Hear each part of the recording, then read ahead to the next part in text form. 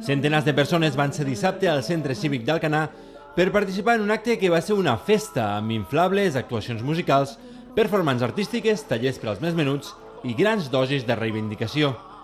La jornada va servir per presentar el llibre Castor, la bombolla sísmica, que ha escrit el periodista de l'Agència Catalana de Notícies, Jordi Marsal.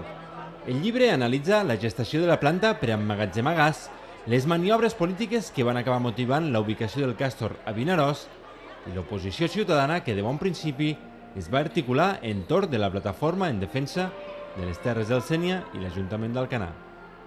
Recordem que el projecte genera un conflicte important a nivell del territori, que genera una contestació social molt àmplia, que genera fins i tot un greuge veïnal amb el poble del costat i pel qual l'empresa actua fent determinades, diguéssim, desplegant una determinada estratègia amb prebendes i amb compensacions per a desactivar el que és la contestació social al projecte. Marsal va passar gran part de la jornada signant llibres a desenes de compradors de la seva obra. Comprar el llibre, de fet, és com si volguéssim tindre un testimoni escrit de lo que està passant, de la història del nostre poble, d'allò que no volem tindre prop i que esperem que això algun dia desaparegui, però que quedi constància. Em sembla important que es pugui tenir la màxima informació i que a més això quedi recopilat i quedi escrit i se sàpiga.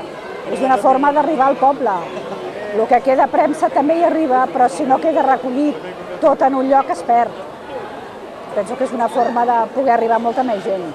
Els perills del projecte Castor van transcendir al gran públic quan fa uns mesos es van detectar centenars de moviments sísmics a l'entorn de la planta d'emmagatzematge de gas.